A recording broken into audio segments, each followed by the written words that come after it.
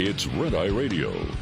Gary McNamara and Eric Harley talk about everything from politics to social issues and news of the day.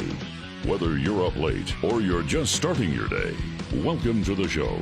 From the Uniden America Studios, this is Red Eye Radio. All across the USA.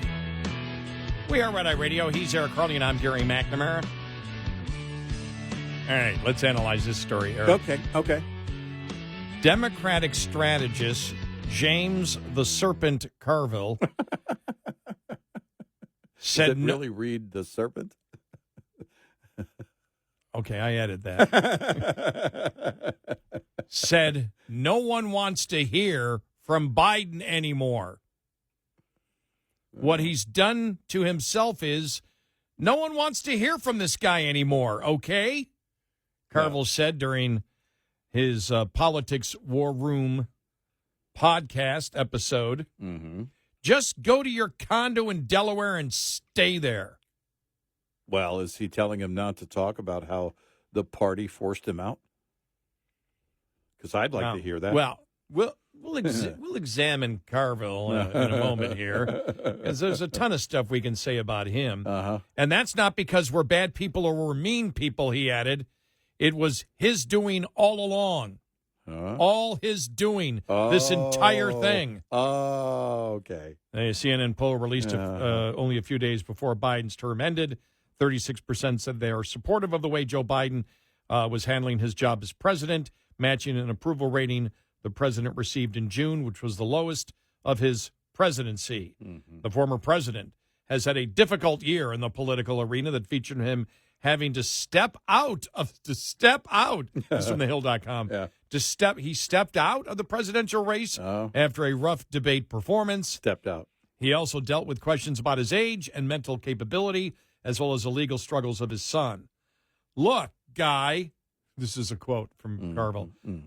Look, guy, you had a noble career. Your last act was terrible.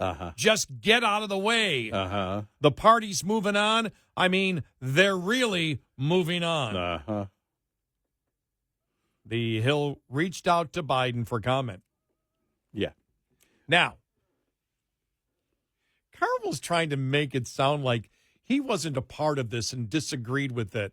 Right. Remember, right before the election, he said Harris is going to kick his butt. Trump's butt. Right. He was completely wrong. Yeah, that didn't happen. He was aboard with this all along. No, this is exactly what I said before. This is basically everybody on the left is going to put all of their baggage on the U-Haul as Biden is leaving, right? Yeah. Oh, here, take all my baggage with you. And then they want him to go and go away and don't talk to the media ever about how it happened. That's why when Biden's last speech, I'm not going anywhere. I'm serious. Yeah, serious. I'm not going anywhere. No joke. I'm going to be around. It's like, oh, please. You and I responded, no, you're not. Yeah, no, but please do the one sit-down interview. And whoever conducts the interview, ask him, why did you drop out? You say you would have won. Why did you drop out? How did that come to be? Let's get Keith Morrison over at Dateline to do it. What I want to know is why? And then Biden said something strange. Look, they, including James Carville, defended Biden right up till the end. Yes. And then he was all aboard with Harris. Right. And then he tries to backtrack. Go. We don't need you. Wait a minute. Then you go. Exactly. You go. When he said they're moving on. Where is the Democratic Party moving on? They may be moving on from people, but he wasn't coming back anyway. So what do you mean we're moving in a different direction? We're moving on. What direction are the Democrats moving on? Carville is so full of, and I want to say the word. I want to say the actual word. You want to say garbage, don't you? You want to say garbage so bad. No, I want to say the other word because it just has more of an impact. He is so full of baloney. It Yes, he really is. Yes. I mean, By the storyline, by the way, is perfect. Is perfect for him to carry out over a Dateline. You know, it's and all of a sudden, Kamala Harris was the nominee, as if nothing strange had just happened. Keith Morrison. Oh my gosh. Do that Dateline and I'll watch it so many times. oh my gosh. It's funny. because it is that it honestly is one of those Dateline type stories. It is. Where it just left turn all of a sudden. Right. What? The twist and turn. Right. That's what I want to hear, because if this happened, tonight, an uninterrupted sit-down interview, the first since he's left office, with Joe Biden. And then, in the teaser, you hear Joe Biden say, "That's why I stepped out. That's what they did to me." Everybody'd be glued to their TV that night. Everybody would tune in because they want to hear the tell-all version from him. I have a suggestion for Harris, since she didn't know where to go, so she went to the president of the Democrat Losers Club, Hillary. Yeah, exactly. To find out, where she should go next. Where do losers shop for groceries? Right? Because the New York Post story had them out shopping. With plastic bags, by the way. How dare you? Greta's on the phone, and she's screaming, "How dare you?" No, I can tell you where she should go. Mm-hmm. I don't mean that. No, I don't mean that. Yeah, no. I don't mean, was not implying she should go to the place where Hitler is. Right. Where Hitler's complaining right now. Right. You mean the actual Hitler or Elon Musk? No, the actual Hitler. He's complaining. Okay. He's complaining because the Democrats have diluted the whole concept of being evil. Mm-hmm. Hitler's angry in hell. Yeah. No, she should go and write a tell-all book. What really happened in the Biden administration? Who was in charge? Look, you don't have a career. She's not going to. You know what? The Democrats are idiots. They go, well, if Trump rebounded, Harris can. Yeah, sorry, because they're exactly alike. Yeah, because they're because she always had that massive core base that built in everywhere she went. She could always hold rallies and have tons of people showing up. Yeah, exactly alike. Wow, she should write a tell-all book and put her name to it. Yeah, seriously, what would be the upfront money for something like that? Oh man, seriously, you could. She could write the check herself. Here, you fill it in, because it would be that big. Yeah, it would be a huge upfront check. Right. She'd make $10 to $20 million on this. Right. I would read it. And at that point, you'd have to hide from the Clintons, but you'd have enough money to do that. Tell us Obama's secrets. Exactly. Well, he was involved in it. Well, tell us about Jennifer Aniston. Tell us. Forward by Jennifer Aniston. Who was running the White House? It turns out it was Jennifer Aniston. It wasn't Obama himself. It was actually his girlfriend, Jennifer Aniston. It's a weird thing. Yeah. Yeah. Who would have known? Yeah. The interesting thing about that rumor, and it's only a rumor. It's a rumor, probably. Is the fact that neither of them have commented on it. Right. Neither of them. And this has been out for. I know. It's been out for. I mean, it just became really. We had mentioned it just again because it was in social media, but it blew up the last 2 days on social media. It's all over the place. But if you're Barack, are you gonna want to go out and correct it? It's like, who? Jennifer Aniston. Well, I better get ahead of that. Here, next month. It's like, he's not going to jump in front of that. It's, my gosh, I didn't know it was going to be this fun. I had no idea. You know, I feel sort of, no, I don't. I was going to say, I feel sort of guilty. No, I don't. No. Because we have serious issues, and And I cannot stop laughing this week because the insanity has just been ramped up. And it is the stuff they're doing, examining how they as human beings operate is absolutely the funniest thing that you could possibly imagine. And now with Trump out there, really in the last 3 days, it's even gotten funnier because Trump is actually articulating everything. Here's what I want to do. Mm-hmm. And you and I have followed Trump for a long time. Mm-hmm. You know, we were talking about Trump and his political ambitions when you and I got together in 2005. Mm-hmm. And a lot of it was criticism of what he wanted to do in his book with the wealth tax. Remember the wealth tax, things like that. And it was like, no. And thank goodness he doesn't bring that up anymore. Right.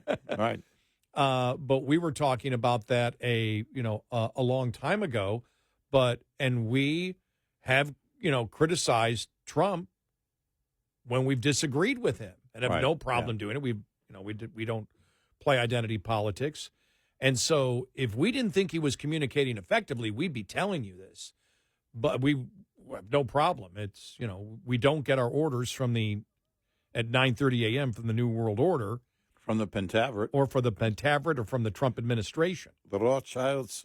And so and he's doing an excellent job. He has learned, I say this because anybody who's a president has an ego. He's put his ego aside. Mm-hmm. He really has. He's put his ego aside. He's learned to communicate. And watching him this week, by the way, I don't think that I would ever see this kind of consistency. Well, I mean, but it goes back to 24. There was everything was gelled and the messaging was on point. And now that the work is being done this 1 week, he's been very consistent in the tone that he carries with him every time you see him. Which, by the way, he's made more appearances in this 1 week than Biden did in 4 years. Not even a week. What's it been? This is day 5. And Monday didn't even start till noon, officially. So, yeah. I mean, that's kind of where we are, and the tone is good. We're not to 4 days yet. No, this would be. I mean, today at noon will be a full 4 days. Exactly. Mm-hmm. Yeah, I've done more transparency in 4 days than Biden did in 4 years. Oh yeah, and he's just articulating. He's articulating concepts that people might not have thought about and doing it in very simple terms. Yep. Which is being a very effective communicator. I mentioned last hour that Democrats don't want to debate on the issues, and I said, Republicans and conservatives debate all the time. A lot of times it's around the fringe. You look at this week. Some of the things are not on the actual major issues. Some of the debate back and forth has been on the pardons, the debate on pulling security from some of his former officials. Right. Which, again, I mean, and part of that argument, really the strongest part of that argument's been you don't want to do that because what's Marco Rubio thinking about right now? Because you're going to be dealing with, terrorism again. And if you've made it okay now, the opposition may use it against, your people and Republicans down the road if you set that precedent, which is a great discussion to have. It's a great argument to have back and forth. But a lot of the stuff we talk that conservatives and Republicans argue is what is the road to get to where you want to get. They all agree on the basic things. Now, sometimes you had conservatives jump up where they had no idea, and we always thought it was amazing. Still, a lot of conservatives and Republicans, I'll say, had no idea that Trump is pro-legal immigration. Yeah. They don't want it. It's like, what? But the one that got me yesterday, the argument, I was like, really? Is where J.D. Vance is going to go on Face the Nation. And conservatives, I mean, the Trump surrogates out there that aren't a part of the campaign. What are you doing? Why are you rewarding? Why are you rewarding Face the Nation for it? Why not a good conservative outlet? And we're like, have they not been paying attention to what's going on? because J.D. Vance going on. Not Trump. J.D. Vance going on Face the Nation. Yeah. And it's like, no, Trump went on Fox. Mm-hmm.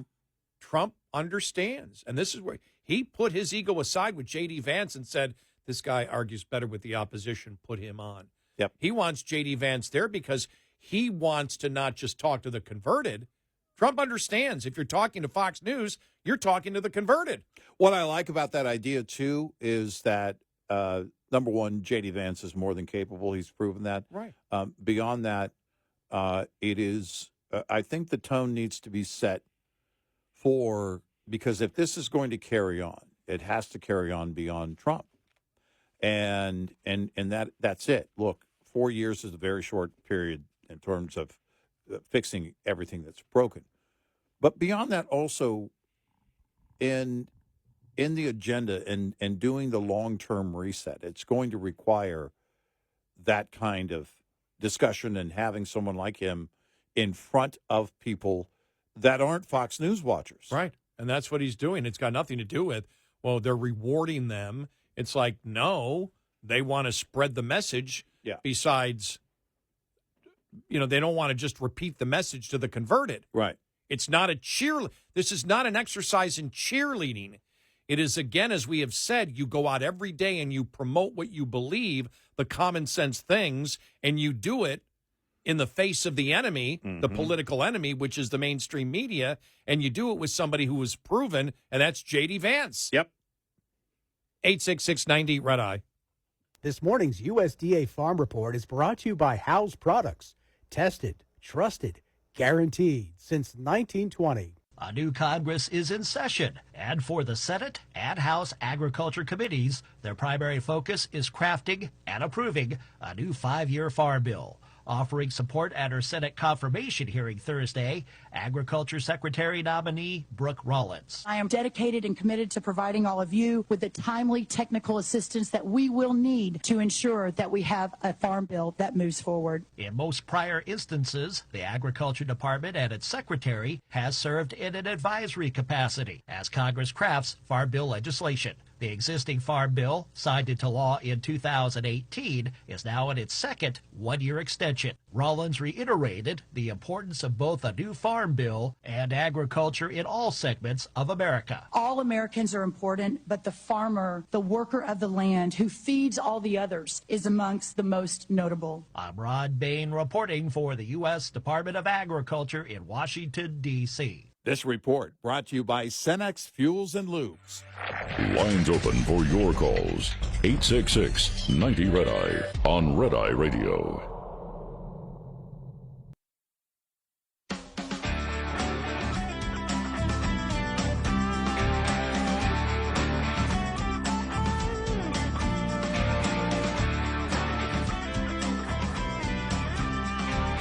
It's Red Eye Radio. He is Eric Harley, and I'm Gary McNamara. Welcome and good morning, and thanks so much for being here this morning. So what a week it's been, and that's really this whole show's been looking back at this week, because if you just tuned in, I think this was really a telling week. We now know exactly where Republicans and where Trump is going. And you look at all the major issues out there, and he's hitting home runs. Yep. And we may have more credibility than other people telling you that, because you know, if you've been longtime listeners of the show, when we disagree with Trump, we tell you. Yep. Yeah. But he has hit home runs, so many of them this week. And the Democrats, the other side of it this week, we've seen where Democrats are going. We see the whole Nazi thing that came about, the radical transgender movement, the blowback from Democrats, to AOC and the minority leader. Yeah.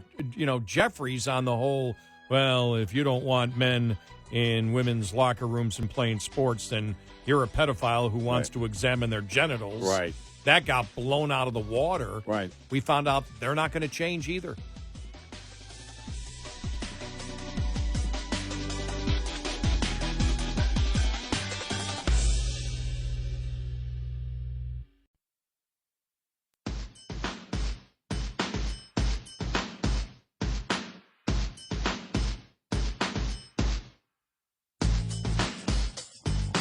You're listening to Red Eye Radio. from the Uniden America Studios. And he's Eric Harley, and I'm Gary McNamara. Good morning. All right, let's play a couple of audio cuts here. All right. First one is Tom Homan on News Nation with Chris Cuomo. Okay. All right, and okay. he gives an update yesterday as to what they're accomplishing in, at that point, it would have been 2.5 days.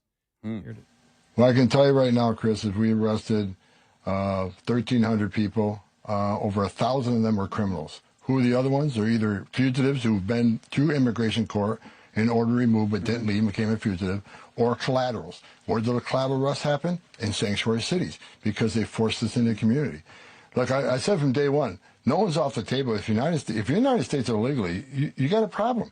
But we are concentrating on public safety threats first. And it just makes sense. I don't care if a Republican, a Democrat, independent. Why not let law enforcement go into a county jail, a taxpayer county jail, to arrest a guy that you locked in a jail cell? So obviously he's a public safety threat.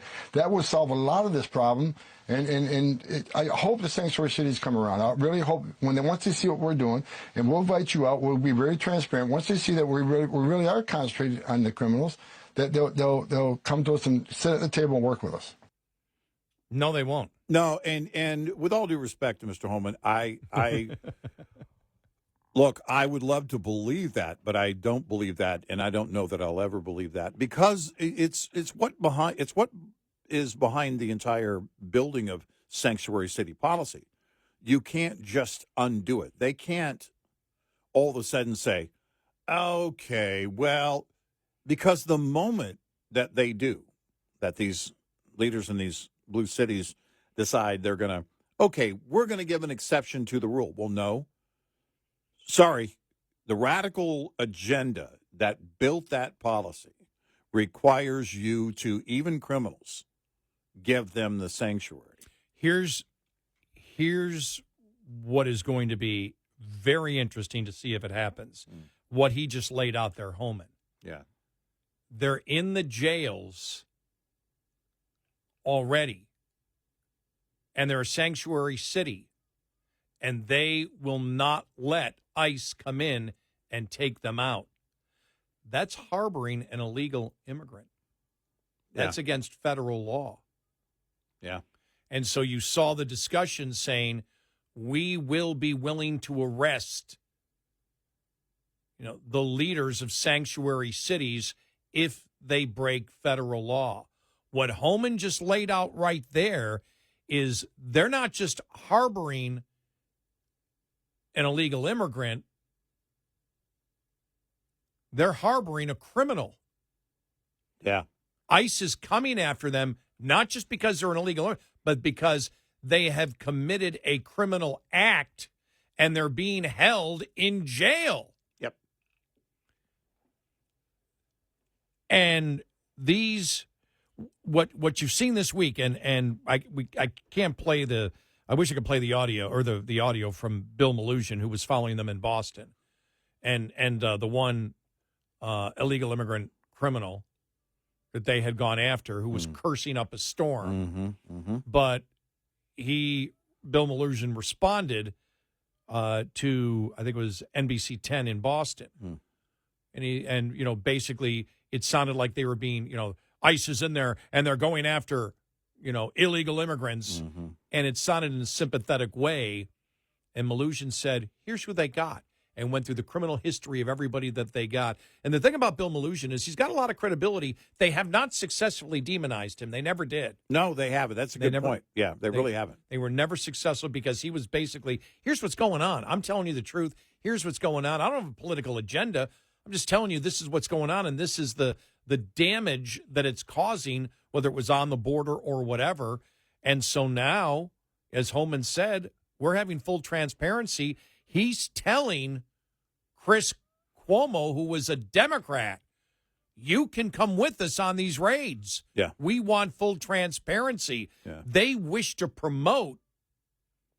They're not lying about illegal immigration. They're not lying like the last administration and saying the border is secure. Oh, man. I've got to find the audio. It just popped into my head. Well, we got to Friday, and this one blew right over me. Did you see Mayorkas trying to do a mea culpa as if I was just doing what the administration was telling me? That just popped into I completely forgot about that till now. Yeah. Yeah, no, we'll have to unpack that soon. Yes. The mea culpa, like, I was just doing what I was told. I didn't agree with everything that was going on. Yeah. To hell you didn't. Yeah. Oh, my gosh. That was just unbelievable. I think that was last weekend, wasn't it, when that happened? Yeah. Yeah, I think it was. I can't believe it. That just popped into my head. And the other one that I wanted that we want to put out there is the last audio of the week. And this is because we've talked about, we know where Trump is going. We know where the Republican Party is going. They seem to be unified on all the major core issues out there. The Democrats don't want to seem to change at all. They're going to be as radical, whether it's the radical transgender movement, whether it's illegal immigration. They don't seem that they're going to change on any of their radicalism at all. In fact, with the whole Nazi thing and with the whole, well, if you don't believe that men should be playing women's sports, you're going to enforce it by being pedophiles and doing examination of these people's private parts. It's like, what the hell are you talking about? No, right. Birth certificate. Yeah, exactly. It's like yeah. Why is it that you go there first? Why was that? Yeah. Why was that the first thing to come to your mind? And now they know they're wrong because they've shut up about it now. Both AOC and what's his name? I got Mayorkas on the mind for some reason. Hakeem Jeffries. Yeah. But that, remember, he's the leader of the Democrats in the House. Right. And she's becoming the de facto leader. Is she not? Well, she's the loudest and nobody else is talking. I wonder when they're going to say, hey, look, not so much. Just, keep it quiet. But because she seems to be the loudest voice right now on Capitol Hill for the Democrats. I don't think I'm wrong on that. I don't think you are either. No. You could throw from the Senate, Chris Murphy maybe, but she's still been louder. Yeah. But more his was in his was more in that the testimony of promoting the Nazi thing, which you weren't. You were never going to win that. You were never going to win that. In fact, you weren't going to win it because you lost it already. You lost it in the beginning of November. Right. Nobody bought the Trump was a Nazi. No. But when people find out, we've talked about Michael Rappaport. We talked about the billionaire, I can't think of his first name, Pincus, the other day, on Charlottesville, where now he's furious because he realizes the Democratic Party has been lying to him. You look at the Barry Weiss, former New York Times reporter now, who has rejected the Democratic Party. You look at the Matt Taibbi's, the Matt Schellenbergers. You look at even, for example, Tom Homan saying to Chris Cuomo, I want you to come. You're invited to come on these raids with us. Chris Cuomo, who seems to be moderating from the insanity of the Democrats. Right. And we've talked about that it seems like the people that were Democrats and realized that they were being lied to, or the radicalism of the Democratic Party is insane, are some of the most passionate detractors of the Democratic Party, and many of them now absolutely complimenting the Republican Party. One of them, this is just amazing, is Lindy Lee. And Lindy Lee was a Democratic fundraiser for the DNC, raised millions of dollars, and after they lost, said, where did this money go? I want an accounting. We raised billions of dollars, and you were just blowing the money left and right. You weren't. We need to have an audit. We need to have an accounting on it. And they told her to go take a hike. Right. We're going to do whatever we want with the money. We don't feel like we're accountable to anyone. Well, we played one audio cut from her earlier this week. Here's another that she did in an interview. I think it's with British media, and this is really interesting. But now she's no longer part of the DNC. And for what I know, did she give up? I think she gave up being a Democrat. Yeah, she gave up being a Democrat, and she supported the Trump inaugural fundraising, right, where she helped raise over $200 million now for Republicans. Yeah. Here it is. I'm just no longer a member of the DNC, and this is also not what I envisioned.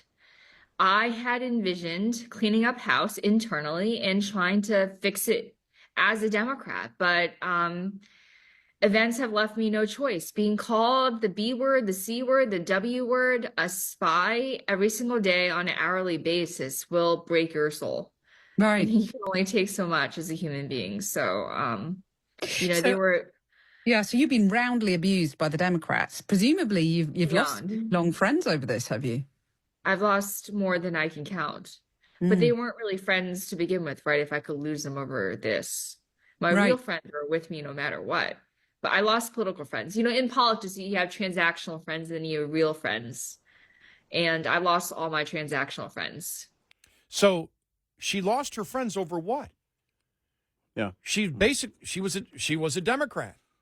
And she raised, she helped raise the billion, anywhere between $1.5 billion and $2.5 billion. I'm not sure what the actual number is, for the presidential campaign and the DNC overall. That might have been more than just the president's fundraising, but she helped to raise the billions. And she went, they wasted the money. Where's an account? I want an accounting on this. We need to make sure that donors have confidence that we're spending our money effectively to get elected. And they said, to hell with you. Right. And called her every name in the book. Right. And she wasn't even talking about we're wrong on the issues. She's saying we need an accounting of the money that we're spending. You just can't give billions of dollars and expect donors to ante up again for the midterm or 2028 if there's not an accounting of the money. And they're like, we don't need to do a damn thing. We don't need to account for the money. We don't need to change any of our positions on the issues which made us lose this last election. We don't have to do anything, and you're a blankety, blankety, blankety, blankety, blankety, racist, sexist slurs, you name it, thrown at her. She's like, I'm out. Well, and I suspect that part of it was she was getting too close to the fire on how everything went down. I think it's along the same lines of Carville telling Biden, go home, don't ever talk again. Make sure you don't talk about certain things. For her, it was likely, hey, donors want an accounting. Whoa. No, we can't have that. Because a lot of money was flushed down the toilet. A lot of money was going to nothing. And they knew it at the time. There were people making money off of something that was never going to happen. Yep. And they knew it. And if she wanted to go in and deconstruct that to find out how that happened, of course, you were going to expose how all that went down. Which is standard operating procedure of any political party afterwards. You want to do an audit. Because you want to spend your money more efficiently next time. You want to make sure that money is there to get your message across. Who would be against that? Well, I'll tell you who. The people who knew if it was, and this is the case, they knew it wasn't going to happen, but what we're going to do is we're just going to throw money over here. And we'll throw money over here and pretend like we're actually campaigning.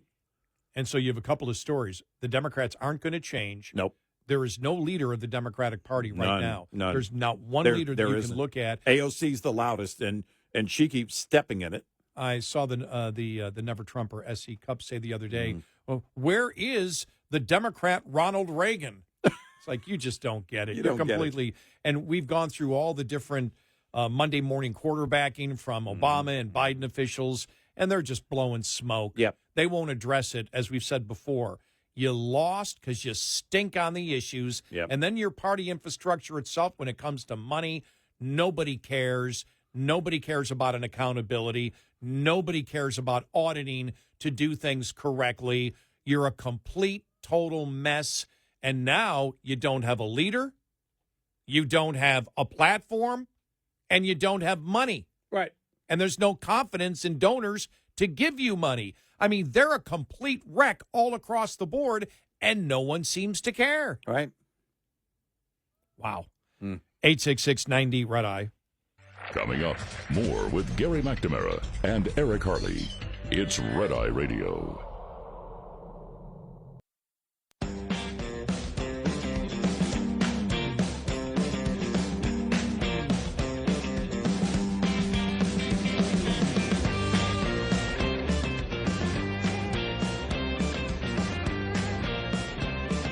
It's Red Eye Radio. He's Eric Harley, and I'm Gary McNamara. And of course, I guess people want my prediction for the AFC and NFC championship games this weekend. Yeah. What's your prediction? I have no idea. That's why they play the game. Yeah.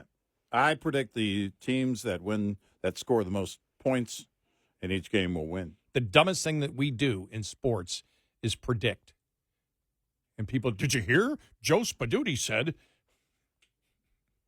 Baltimore's going to win.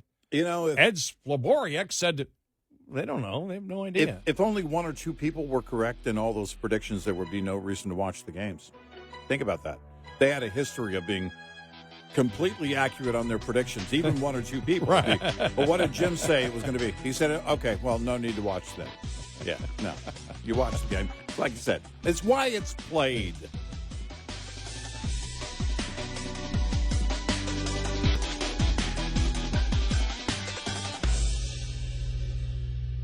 This is Red Eye Radio on Westwood One.